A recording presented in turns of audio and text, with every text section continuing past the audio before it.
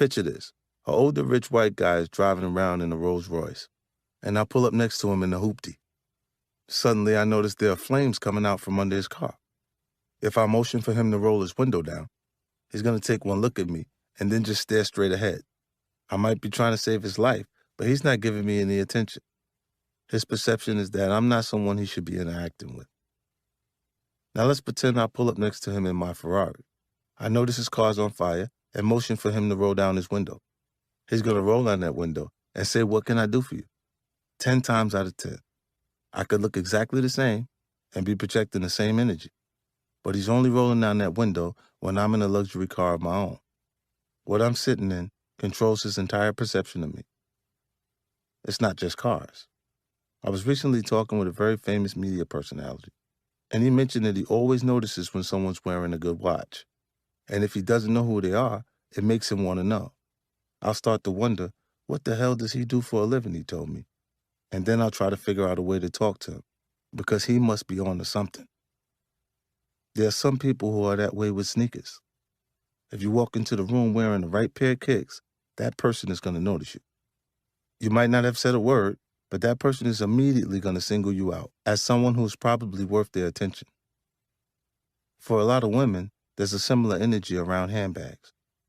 Most men couldn't tell the difference between a $20,000 Birkin and a fake Gucci bag from Canal Street.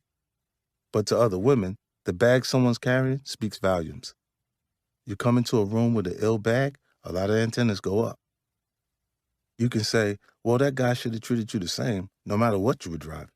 Or, "You shouldn't be interested in someone just because of the watch they wear." But that statement doesn't align with reality. Every time you walk down the street, drive somewhere in your car, go to the supermarket, work out in the gym, or post a picture on social media, you're being judged by a few people you know and a lot more you'll never meet. There's no sense complaining about it or saying it's not fair. Instead, it's incumbent on you to accept that you control how you're perceived and then prepare the best presentation possible. I will tell you straight up that I judge every single person I meet on their appearance. As I'm shaking your hand, I'm also scanning your entire outfit for whatever clues I can glean from it, especially if we're meeting to conduct business for the first time. Before you open your mouth, your appearance has already initiated a conversation with me. Make sure it's saying the right thing.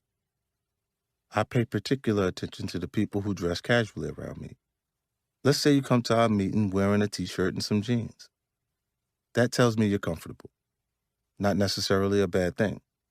If I sense you're going to do great work, then that comfort level is appropriate. If you don't transmit a competent air, however, then I'll view it as a liability.